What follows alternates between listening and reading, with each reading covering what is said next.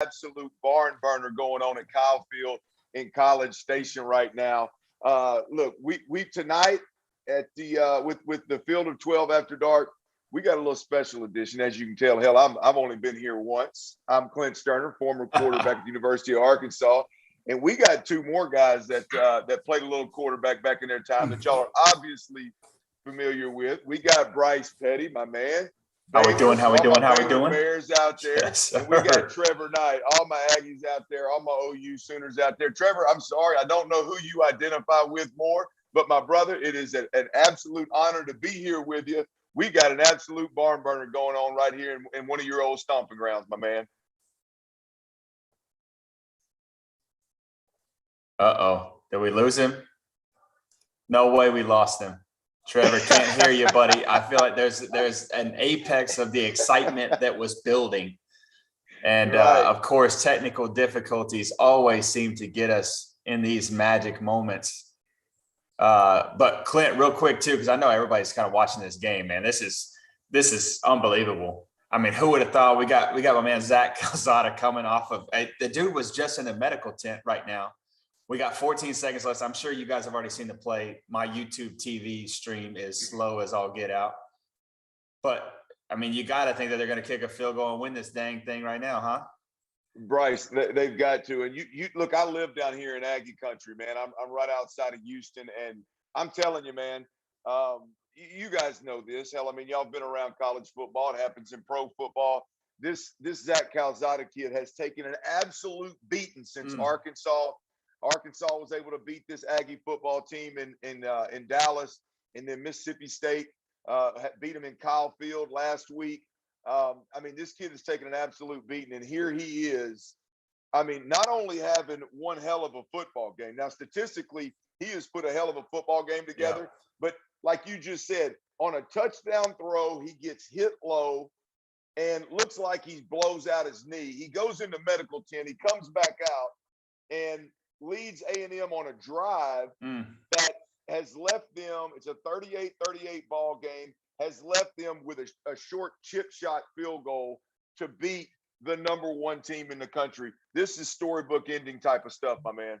And it's been like this all day long. I mean, today has happened to be probably a Saturday that I think it'll go down in the books as one of the greatest Saturdays ever. And as we just found out, give me 2 seconds for my response real quick. Just a little bit long. He's taking a few steps to the left here. It's got the chip shot. I'm excited. I feel like if I was betting, man, I'd say that he's going to make it.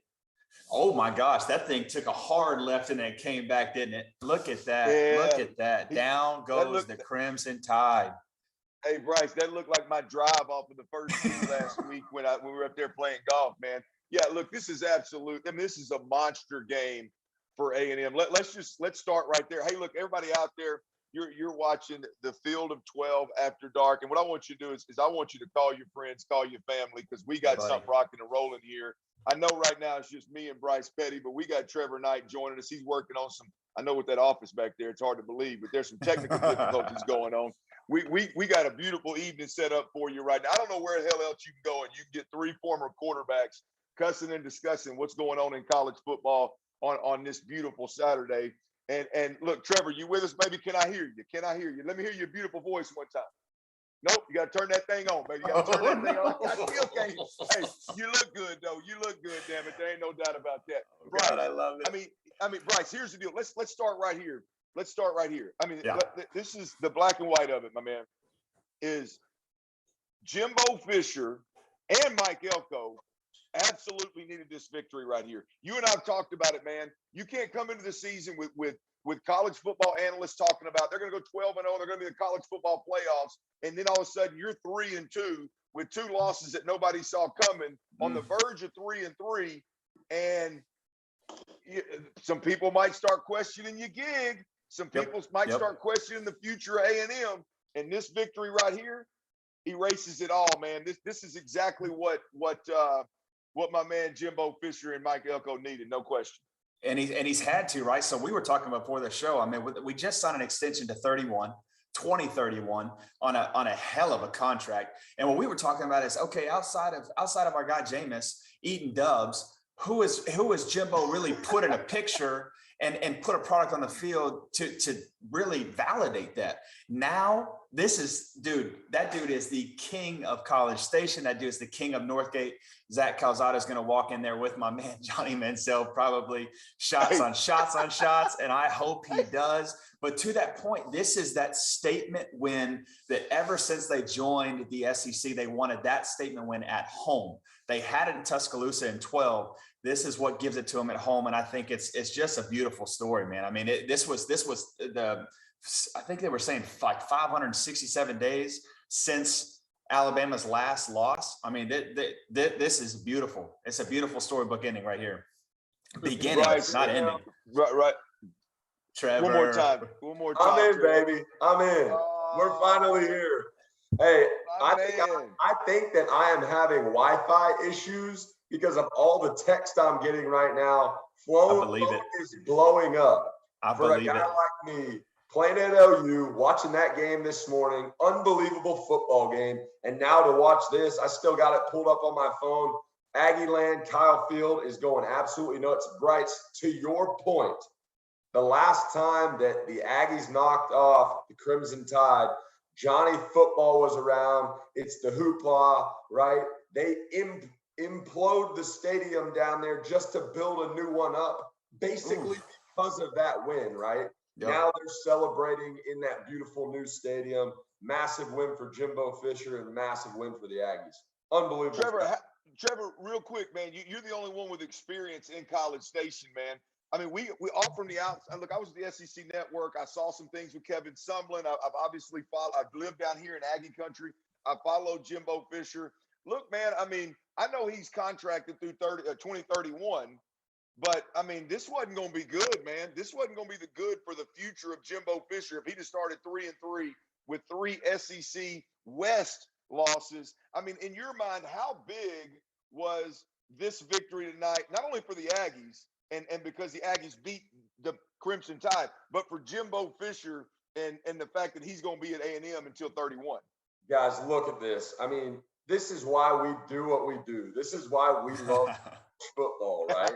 I mean, I'm going to go out and say this on record, and I apologize to my Aggie faithful as a homer.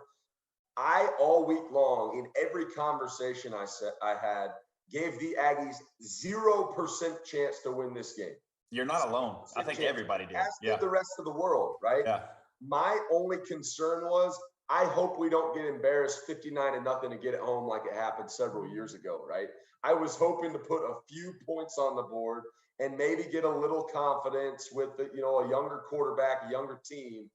This is absolutely incredible, mind-blowing. It's huge for Jimbo Fisher. It's huge for Aggie Land because that place is different, right? I was talking about it a little while ago with some of the folks that I have in town.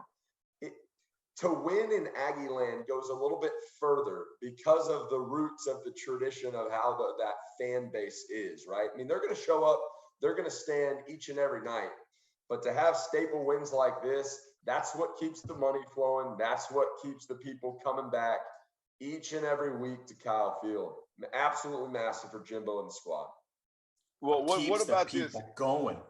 There's no question about that. I mean, there's a lot of money in College Station, or let's say this, not necessarily in College Station, but flowing through College Station. Trev, Bryce and I talked a little bit about Zach Calzada, man. You talking about a guy, and we've all been there. Hell, I don't want to speak for y'all, but I had stints in my career where I got the hell beat out of me because I wasn't playing very well and I was missing third down throws and I wasn't winning ball games. But when you look at what Zach Calzada's been through, and it's all justified. Look, if you don't play well, hell, you should get beat up. And when you play well, obviously we celebrate you. But he's been through a tough stretch to start the season. Tonight, my man, I don't give a damn who you are. Tonight was special statistically. And if you watch that football game, the way that he medical tent, out of the medical tent, back on the field versus Alabama, win and drive. I mean, put a nail in the coffin, baby. How big was that from your point of view, Trev? I mean, as you guys know, playing this game in general, but specifically at quarterback, there's a ton of pressure on you to perform well, to lead the team, and to kind of be just that staple of the football program, right? This guy's been walking around campus the last 2 weeks probably people giving him death stares. He's probably got mail in his mailbox out front saying, let me please walk you to the admissions office, sign your papers, deserve to be on a Division I field. I had that happen to me. That's how I know that it actually happens, right? But this tonight not only is huge for this season, right? This shows that we've got a guy back there that can play, right? He's capable now. He can play at a high level. He's got grit. He's got toughness. Now, what do we turn this into? It's a great job with Jimbo Fisher and the staff during the week internally, pumping this guy full of confidence. Now, what can he turn this into? Hey, he's going to be able to go back to Aggieland from this point to really the end of his life, and people will recognize him and reference this game right here. Now, again, it's exciting. It's one night, but pretty special night for that young man as well. And I know real quick too, just so I, not to cut you off, Clint, because I know we're rolling here, but I tell you what, man, and we'll get to our toast in a second. But watching this game from start to finish, I really can't remember a time that Alabama, and the stat line kind of shows a little bit different picture because they had some long runs here and there. But I can't remember a time that Alabama got beat up in the trenches. A&M came out with a mission tonight and you can tell, and all of us have been in locker rooms, and that's what you miss about the game, because when you have games like this where everybody's already written you off, that's when you see guys kind of come together and be like, man, it's us against the world. And that's exactly how you want it, man. Hats off to the trenches. Those 5 guys up front for A&M and those 4 guys on the defensive line for A&M came to play tonight. I know there's going to be a lot of talk on Zach, and he's going to be getting shots left and right. I'm hoping he buys some of those shots for those linemen today. Hey, there's no question about it. Look, that's exactly where I was going to go, Bright. Look, don't worry about cutting me off. Hell, I suck the oxygen out of the room. So if you don't cut me off, you're going to have a hard time getting in, brother. But here's the deal. I mean, look, first of all, Zach Calzada, his ass better be sitting next to Johnny Manziel on Northgate tonight doing whatever it is these kids do nowadays, having a good time. I don't know what it is. I don't want no part in it because I don't recover like I used to. But I do want to hear some stories down the road. That's for damn sure. But you're right. Hey, this is why this is bigger. And look, I don't want to go all night about A&M and Alabama. But the fact of the matter is this team had major problems, guys. They replaced 4 offensive linemen from last year. And while Zach Calzada's been getting the hell beat out of him for the last month, the truth of the matter is, Bryce, you and I were talking about this. I watched a play last week that Zach Calzada was getting dog cussed for in the center. Actually, it wasn't the center. It was the right guard was on his ass 7 yards deep in the backfield next to the quarterback. And when I see that happening, I go, hey, man, I don't want to hear no more talk about the quarterback. That you just can't win with that. And so here's the deal. The offensive line, to your point, Bryce, lights out. You beat Alabama. I don't care what the stat sheet says. I don't care what the plus-minus grade sheets say. I don't care what PFF says. You played a damn good football game, and you ran it well, and you protected your passer well enough. And here's the other thing. Mike Elko, guys, I mean, he coached a hell of a game. Bryce, I don't know how many times I heard you leading up to this, like, damn, they're dialing up the blitz now. Yeah. I mean, these guys are putting the pressure on the quarterback now. These guys look good. Bryce Young hadn't quite seen this. I mean, hats off. I salute, tip the cap to not just Zach Calzada, but the O-line and the defense as well. And you gotta love that with college, man. And so with that, man, let's do this. Let's go right into our toast here, because this is just fun and definitely something that we like to do here at the Field of 12 After Dark show. But we have to, because the essence of the toast is from the general himself, Lee Corso. So Lee Corso, because you did it another week, buddy, toast to you, my man. Hey, I'll tell you this. I'll go ahead and have fun and start this off, because this is going to be a fun one. Toasts don't get much to special teams guys, but man, my man Tory Taylor, punter from Iowa, had 9 punts today, 6 inside the 20, with 4 of those being inside the 10, 3 inside the 5. My man came to play with the right leg today. Tough environment that Penn State walked into, but I got to give a toast to my guy Tory Taylor today. Get that man a massage, right? I tell you what, you don't see many punts going 9 times. That's not good. Hey, I don't know where you guys live right now, but in the Houston area, we don't talk about massages. Y'all ease up on that. No massages, Trevor. No Too soon. I apologize. Reflexology, maybe a pedicure, manicure. No massages, bub. No massages. Trev, who you got? Look, Trev, your toast has got to be. I mean, hell, it's got to be one or two guys. I'm looking at the rundown, right? Not the rundown, but the ESPN ticker here. It's got to be one or two guys. I'm gonna let you take it, man, because I'm gonna take the other one. Who you got? Yeah, I could go a lot of which ways with this. I've got to give a toast to Caleb Williams. It was unbelievable to watch that young man step in as a true freshman in the Cotton Bowl, which is it is so much different than any other environment. A guy that I played with at A&M, who's been in big-time stadiums, had his first OU Texas experience today.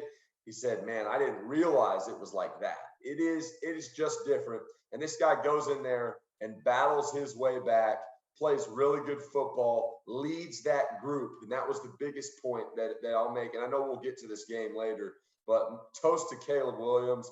Heck of a job, young man. Toasties. Keep going, brother.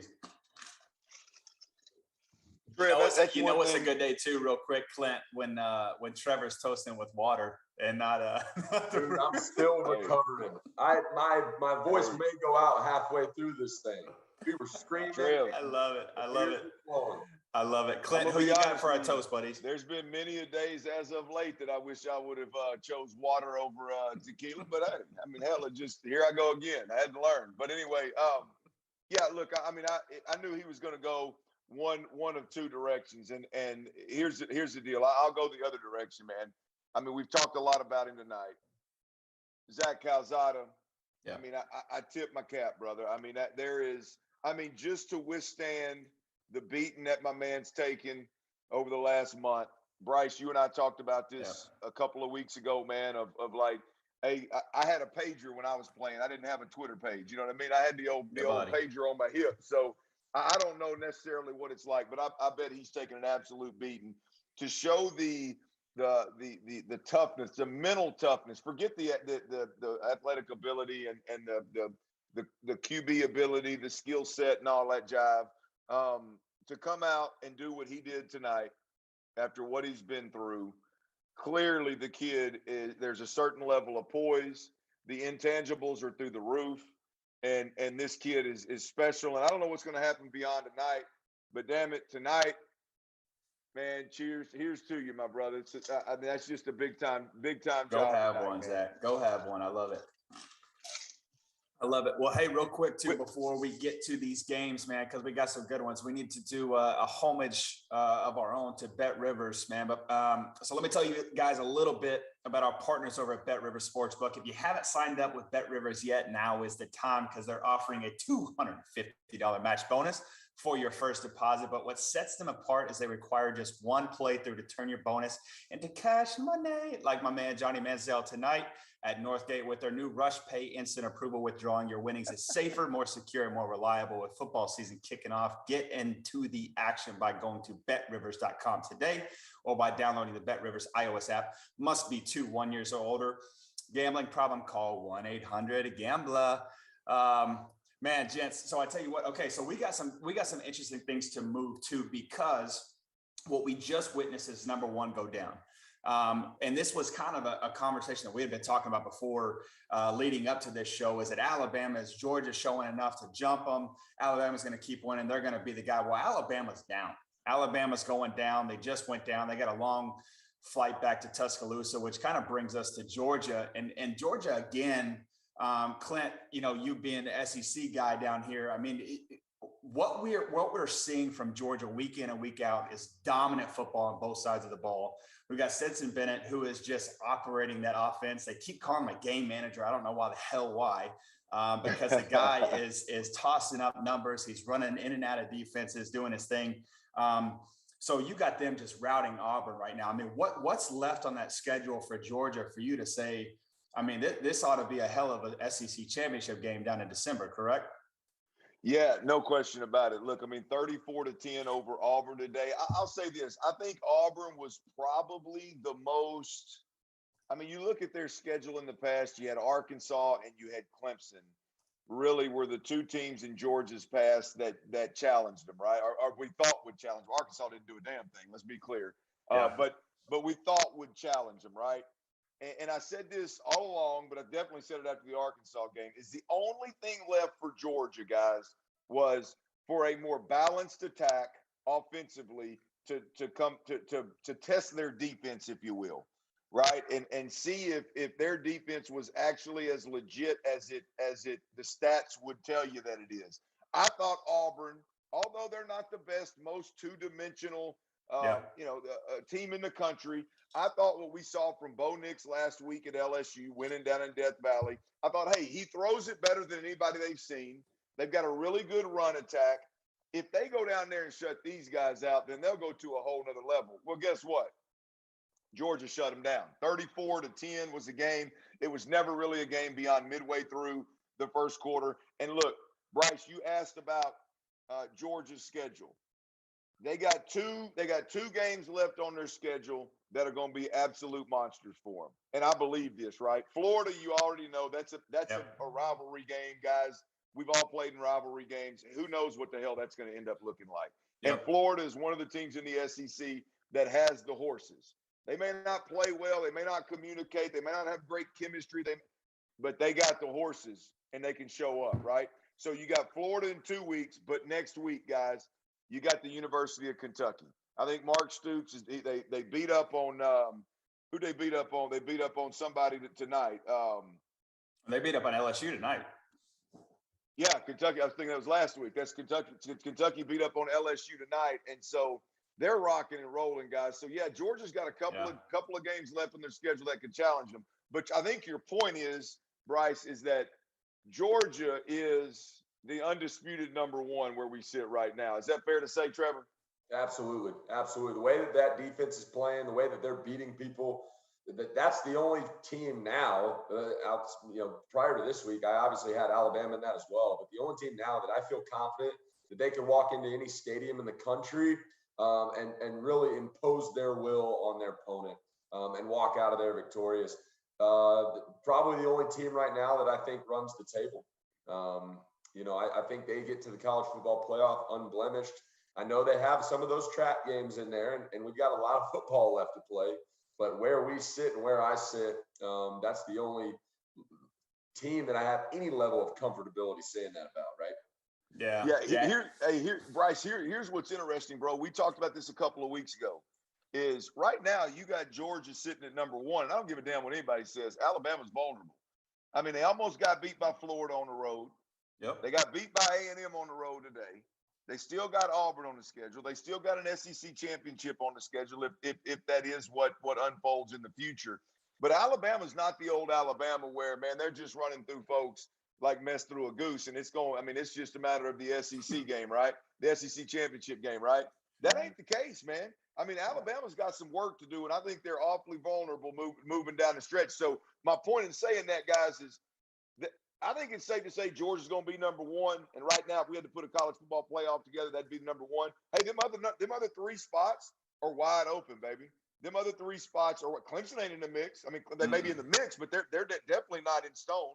Alabama's not in stone. So what are we doing? We're sitting here and we're looking at three possible college football playoff spots wide open with no favorite at this point in time. Yep. Yeah. Well, and it's super interesting too. So you got 4 out of the top 10 that fell today. So what's really interesting is, one, you're going to have Alabama meet Georgia in the SEC championship. So say they run the rest of the table. And by the way, I mean, what's super interesting about Alabama right now is this was supposed to be a defensive, just stacked team. I mean, this is the second time now on the road, to your point, Clint, that they've given up over 35 points. So they are vulnerable, right? And so now you got what could be a 2-loss Alabama. You got my Cincinnati Bearcats sitting right there at 4 or 5. But now you got Penn State out, and they've got a hell of a schedule. I don't know how long.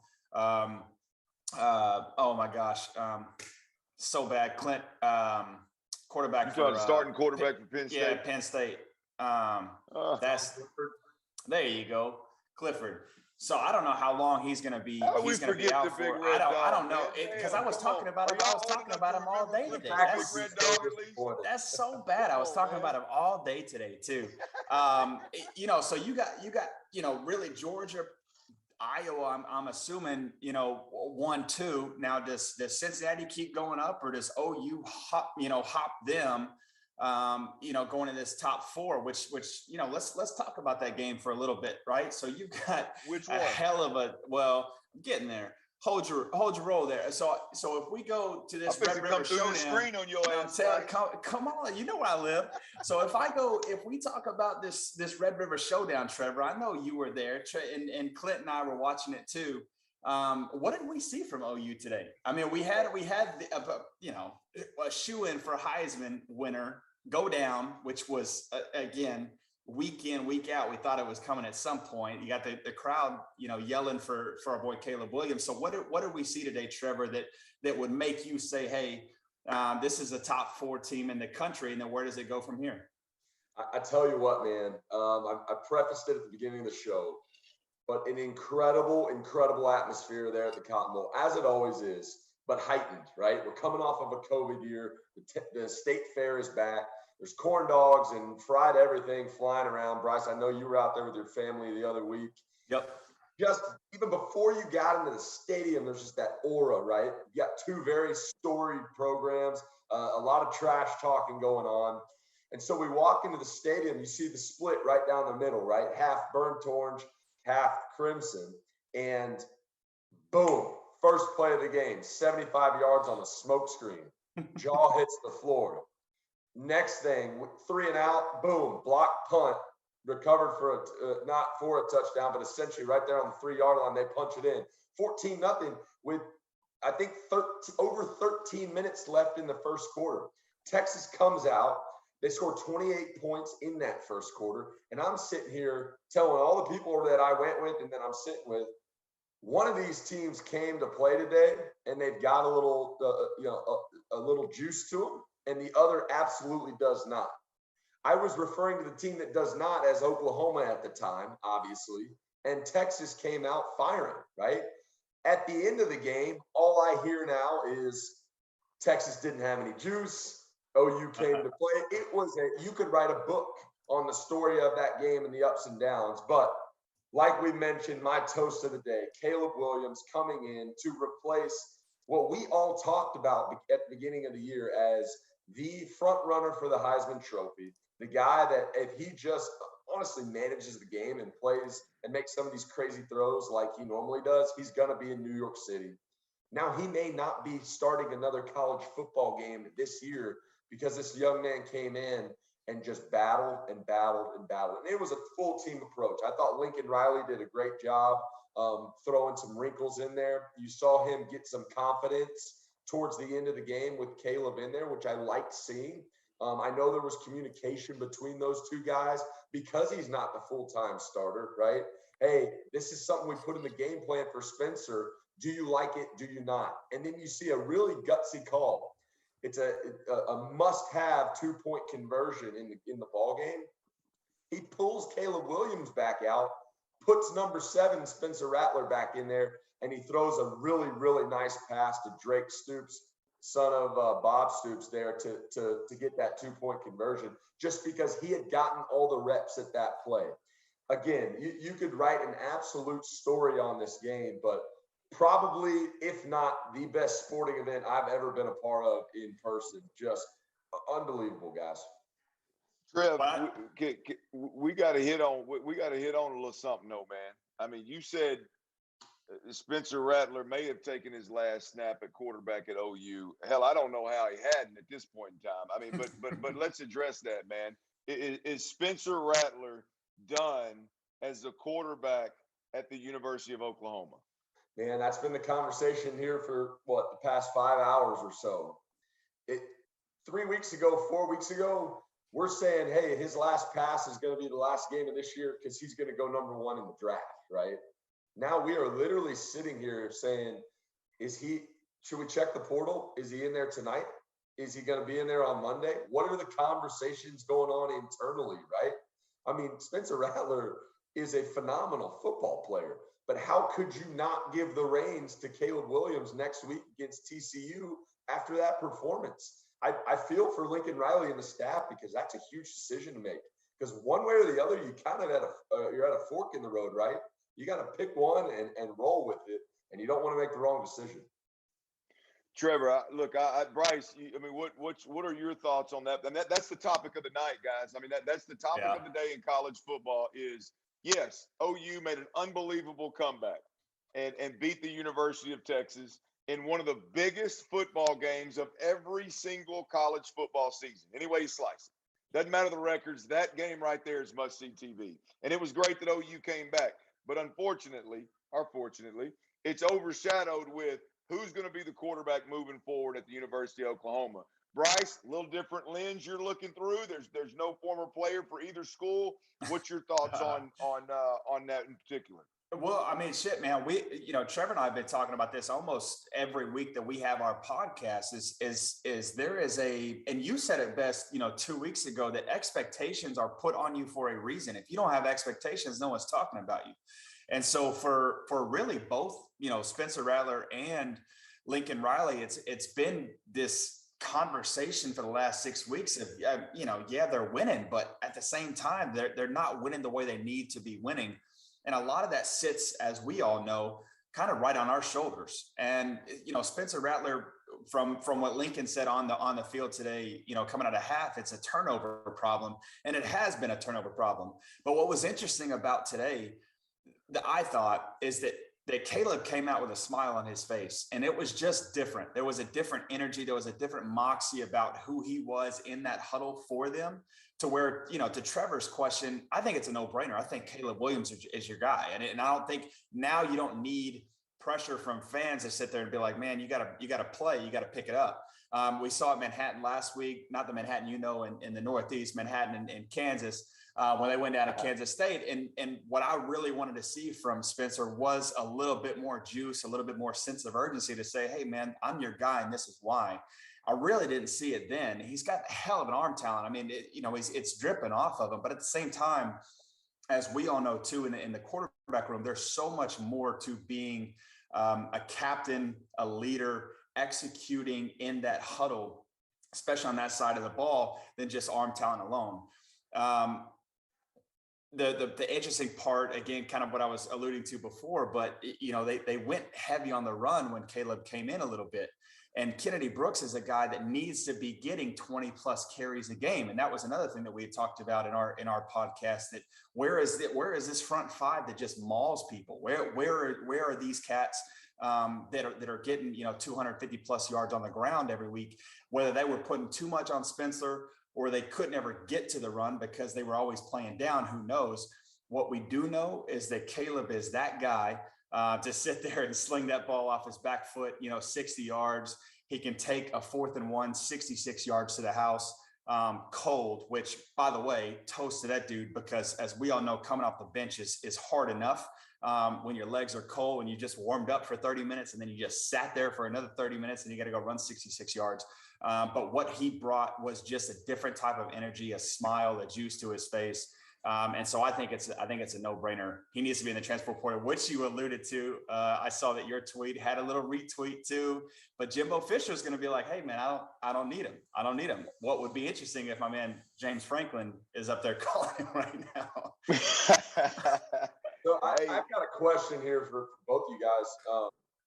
I get around the excitement of the game, how he came in and was able to do that. And obviously if Lincoln had the confidence to go and put him in the game, he's obviously shown out in practice, and this isn't just some crazy decision on a limb, right? That being said, with the crazy football season we've had so far, obviously Alabama's just going down to, by all intents and purposes, a very kind of pedestrian A&M team this year. You've got Spencer Rattler, who's led the team to an undefeated season thus far. And he's got a history of playing really good football. Do you throw him to the curb that quickly? I get it. He had a pick and then he had a really bad, kind of sack strip fumble. Do you kick him to the curb that quickly? I mean, I know that, again, the excitement around it seems like a no-brainer, but is it a no-brainer? Hey, for me, Trev, it's no question. I mean, look, here's the deal. Here's what we can sit around here and because we've all been there and we want to be given the benefit of the doubt. We want to be given every opportunity. But I'm gonna tell you, man, when you're Lincoln Riley and you stack up 5-star quarterback after 5-star quarterback after 5-star quarterback, all of those guys can physically throw the football, man. They can physically run, extend plays, make all the big throws, drop the arm slot, and do all these sexy things. They can all do that, man. And so when I look at it, I'm like, Lincoln Riley, you stack these guys up. The one thing you can do, the one thing you have to do is you have to acknowledge when one guy has the ability to make the 10 guys in the huddle around him better. When he steps in the huddle and those 10 guys raise their level of play, I don't care if it's the running back in the running game or the offensive line or Mims, the receiver, whoever it is, it was blatantly obvious today that when that kid stepped in the huddle, the 10 guys around him played better. And I'll be honest with you, Trev, I ain't real sure that the 11 on defense didn't play better as well. They turned around and shut out University of Texas. So if you're going to be the coach that's paid millions of dollars and you're going to go out there and you're going to recruit 5-star after 5-star after 5-star, then your ass better have the guts to go in there and go, hey, sorry, man, I know this sucks. Spencer, you were my guy. You did a good job, but the kid behind you is better. You owe that to your football team to put the best guy on the field. And if Caleb Williams is that guy, which I think today he proved he was that guy, then you got to make that decision. It sucks. Us three don't have to make it, but we ain't getting paid damn near $10 million by the University of Oklahoma either. I was about to say, hey, if you're making that kind of money, you every once in a while you got to make those decisions. It's not just a pretty face, right? Yeah, I agree with you. I agree. And that's all he's called to do. That's all he's called to do is win. And Clint said my entire point is it's you have to look at the locker room as a whole. Who makes our guys play better? Who elevates our squad? And you kind of see it on the sideline, man. When it just from week 1 to week 6, there's very few guys that go pat 7 on the back now. You can just tell when and that's a hard part about life, man. And life doesn't give you opportunities. You don't get owed anything in life. Just like football shouldn't owe you anything because you're 6-0. If you're barely getting by and there's a kid that's better to where you actually put up 662 yards offense. What in our podcast, Trevor? When's the last time we said, man, you put up 500 yards? And we just haven't said that. So to me, this is our guy. But I will say this too, because we're all on this podcast as QBs, man, being a backup is tough. It's hard to be engaged when there's only one dude out there. And that's what people don't understand is there's a lot of work that we do kind of by ourselves. Well, most of us. Clint, you were just natural talent, so it didn't matter to you. But to the rest of us, people and pedestrians over here, we had to work for it. But anyways, it's a highly competitive room. There's only one guy out there. How you stay engaged mentally and prepare yourself when you're not the guy is going to separate when you actually do get that chance. And I thought, kind of going into this next game here, we had Caleb Williams, who was prepared, whether athletically, gifted and whatever else. But then we also, saw a cat at Penn State that I just don't think was prepared enough, and it really sucks. So let's transition to the Penn State Iowa game. At this point, it's kind of tough. So I hope Sean Clifford comes back because Taquan Robinson, had himself a pretty rough day out there on the field. But again, preparing yourself for these moments. Tom Brady's the best example. You only get one opportunity. You don't know when that is. And so, Trevor, talk to me a little bit about what that's like to come off the bench, have you don't get hey, I think you might come up here this next quarter. So go ahead and start mentally preparing yourself. You never really know, man, what's it like for Taquan Robinson in this kind of situation, in this hostile environment, going against number 3 Iowa. Yeah, it's an interesting place to be. To your point, Bryce, hey, mental reps, some people can sit back and take mental reps, which I did a lot when I was a backup, but it's just not the same as getting the reps throughout practice and actually having a feel on any given play you put in the game plan, right? Hey, we got a jet sweep coming this way. Sure, you can sit back there and simulate it while the starter's up front, getting the timing down. Well, you better snap that ball at the right point, as that guy's coming across. I had a unique situation in my career, college career, where I legitimately sat in every seat in the quarterback room. I was the young guy, redshirting, never going to play. I was the young guy who was the starter, looking over my shoulder because we were kind of doing the 2 QB system. I was the backup. I got beat out. I transferred. I was the guy again. I mean, I have literally sat in every seat that a quarterback can sit in. And it is very, very tough from a motivation standpoint to go out to practice every day and be ready to play. And then to your point, Bryce, come into a game, it can go one of 2 ways. A lot of it, to be quite honest, at least for me, rides on that adrenaline. Hey, you hop in there and it's kind of a whirlwind and you get that first pass under your belt and boom, you're rolling.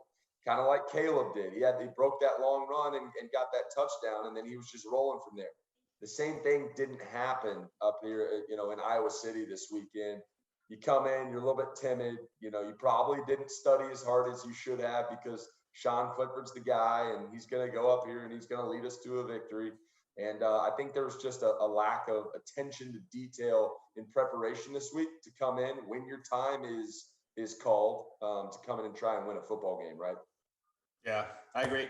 So Clint, talk to me. What did you see enough from Iowa to say that, look, this is still, you can have a top 4 team built around defense. I don't know. What do you got? No, I mean, Bryce, look, you mentioned this earlier. You briefly mentioned the Penn State Iowa game, man. Look, I watched that entire football game. When they're sitting at 3 and 4 in the country right now, there's nothing I took from today that moved me. Like, yeah. I think they're still 2 of the better football teams in this country, no question about it. I think if you try to go on the road and play at either one of them's home stadium, your ass better be ready, buckle up. And today just happened to be in Iowa's backyard, and the starting quarterback got hurt. Iowa won the ball game. We can't take anything away from them. I think they were really, really impressive. They had some injuries on their side of the football as well, but there's no doubt about it that Penn State is one of the best football teams in the country.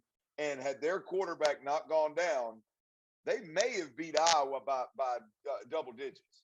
That yeah. Game, I don't know how y'all saw it, but the way I was sitting there watching it, it looked to me like Penn State was fixing to walk away with that thing in the second half and just consistently stretch that lead out. And so for me, I got to give Iowa the credit for the victory. Hey, a W is a W. You're number 3 in the country. I can't knock you for what you did today. That was beautiful. And by the way, it's unbelievable to see what's going on at Iowa in terms of that home field advantage. That was beautiful to watch. It's crazy when you're sitting at home watching it on TV, just like we watched with Alabama and A&M. Yeah. The Kyle Field environment, I could feel it through the damn TV. It was absolutely beautiful. But Penn State, same thing. I mean, I can't knock Penn State for what they did today. I mean, yeah, their backup quarterback was a mess. They obviously haven't addressed the backup quarterback situation the way that the way that you should as an offensive staff. But when it's all said and done, Bryce, I look at it and I go, hey, those are still the number 3 and number 4 team in the country right this second, in my opinion. I can't knock them for what they did. Honestly, I'm with you. To be totally honest, I sat there and look, it was a defensive battle the whole game. I thought Penn State defense really rallied when Sean Clifford got hurt, to kind of rally around the backup QB and say, hey man, it's going to be on us, because I mean, hell, there was I think 16 punts total in a game, which is just absolutely insane. Obviously my guy Torrey Taylor with 9 punts from Iowa, putting them deep, but to your point too, home field advantage. I mean, there was one drive that they were backed up. They had 3 penalties, false start penalties in a row, based off of how loud that junk was. So I think it was really interesting. And look, you can't take anything away from Penn State. We talked about them last week, and their schedule moving forward is going to be just a juggernaut of a squad. But interesting stat that I pulled today was their Iowa's had 16 turnovers, which, by the way, for you guys sitting on the couch, the ball skills that these DBs in Iowa City have are incredible. I don't know if you guys picked that up, but I mean, it is really impressive to see a DB track a ball like a receiver and go catch it. And every time that the ball is, if it's a 50-50 ball, most of the time we'd like to say our receivers are going to catch it. Them dudes in that locker room are saying, hey, our DBs are going to catch it. It's just really impressive. But they had 16 turnovers to date, 75 points off of those turnovers. Today they had 3 turnovers, or at least at half. I think they had 4 total. They only had 3 points off of it. So that's just, kind of toast to Penn State's defense, because I thought they had a really good game plan and playing into this. But so right now we've got Georgia sitting number 1. What we think is going to be Iowa at number 2. Now we've got this 3 and 4 team, right? We've got 3 and 4 that, if that's going to be a Cincinnati moving up, if that's going to be an OU jumping up, if that's going to be an Ohio State jumping up, and just in terms of 5, 6, and 7, we'll leave with this. But so who are your top 4 after week 6? I mean, damn, Bryce, are you kidding me? I mean, hey, Trevor, good luck with that. I'll let you take this one first, brother. I mean, look, you literally got Georgia, and I don't know that. I mean, Alabama's got to fall out of the top 4 right there with that one. Right? Does Alabama have to stay in power because it's Alabama? But here's what we know, guys. I mean, I can throw 4 teams out there. I'll give you Georgia, Iowa, Penn State, and I think I'll go with an undefeated OU jumps Cincinnati, jumps Bama, and gets in the top 4. Bama falls to 5. I'll give you that. But here's the beautiful thing, Trev. I mean, you got Georgia at number 1, and this joker is wide ass open, partner. I mean, it is wide open from there on out. I mean, this is beautiful. Agreed. Yeah, that's my list as well. I think you put Oklahoma in there, and you have to at this point. They're undefeated ball club. They're playing in the Big 12. They already went to Kansas State, which has been a hiccup for them in recent years, right? They don't have a whole lot of tests still on the schedule. But to your point, Georgia is far above and ahead, right? They stand alone on their own island right now, kick the feet up, coast through the year. Obviously, that's not their mentality, but that's what we're going to see from the outside. And everybody else is going to be a dogfight.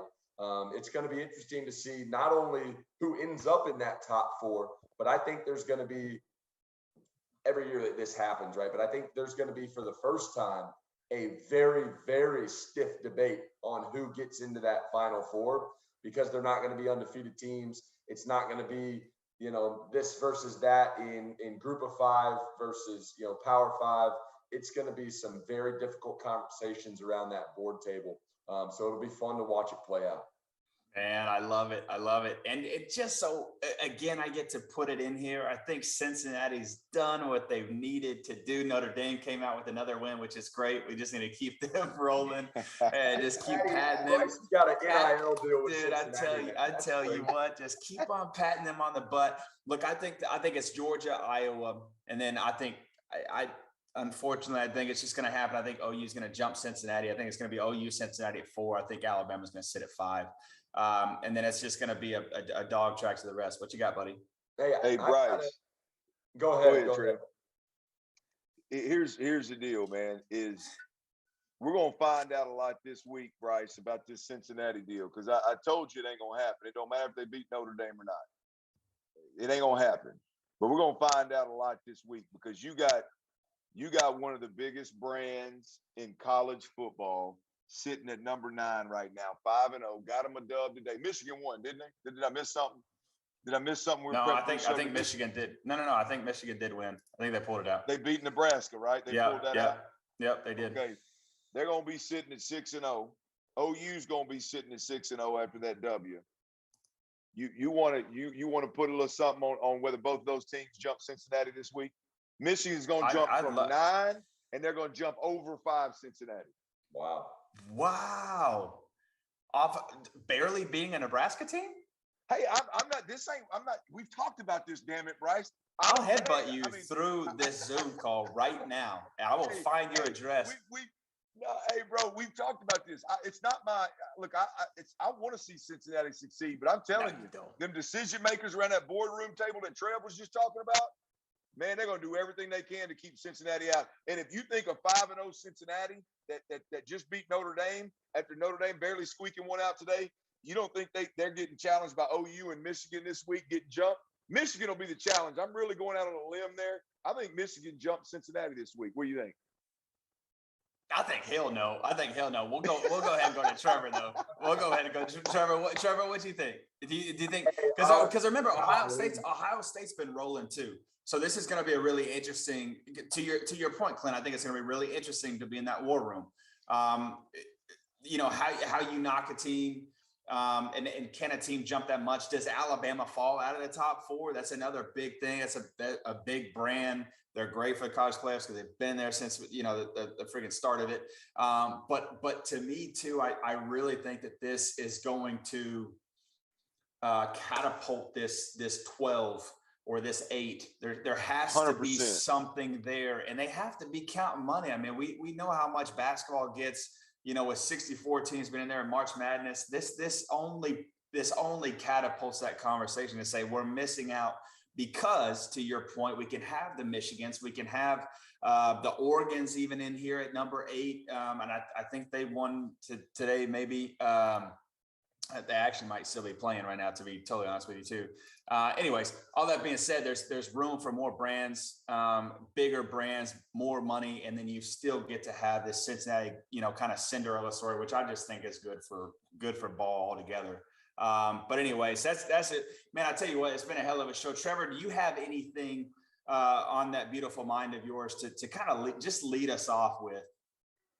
Yeah, well, I'll ask you guys this. Y'all were both talking there. We need a little paper going here, or a little wager, right? Cincinnati, is Cincinnati stick there? Does Michigan jump Cincinnati? I need you guys to settle this right now before we get off. Clint, I'll let you call the bet, buddy. Go ahead and call it. I need some odds, man. I mean, look, I'm taking. I need odds. What are you talking about?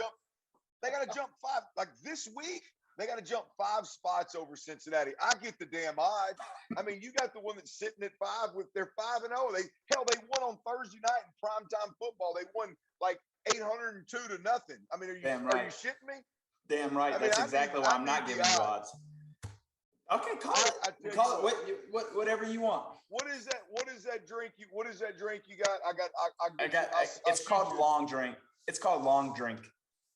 I got you a 12-pack of long drinks if Beautiful. Michigan does not jump Cincinnati this week. How about that? Beautiful. How about that? Beautiful. Thank you. I do have one other thought. This is kind of a tangent, but curious y'all's thoughts on it.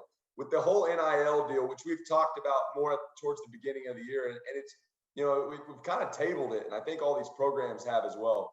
But Zach Calzada, is he getting an NIL deal this week after that win? Does he got some companies in college? But if he's not driving a new Tahoe from John Jones Chevrolet dealership there in College Station, I don't know what's going to happen. Hell, Johnny Manziel might buy him one. Well, does that also mean that Spencer Rattler's got to give one of his 2 new vehicles to Caleb Williams to drive around campus? Nope. That's why this whole thing is too Wild West for me. I don't understand how you do it. It's return on investment that some people don't care about. But if I'm Spencer Rattler, I'm saying you paid me. Yes. I love it. This is gonna get wild. Well, fellas, look, I appreciate you guys having me once again. To everybody out there, you're watching, you're listening to the Field of 12 after dark. You can join us every Saturday night after the late night game. I say us like I'm gonna be a part of it as much as I enjoyed it. I mean, Bryce is always there. Trevor's always there. There's always a good group of analysts, if you will, former players, if you will, cussing and discussing what went on today. Tell your friends about it. Tell your family about it. And make sure they join us next Saturday night. BetRivers.com is obviously a place that you can go out there and make some money. You can join us all there. But until the end, Bryce, Trevor, enjoyed it, guys. Thank y'all for having me, man. I'm looking forward to next time. Everybody have a great Saturday night. We love you, baby. That's it.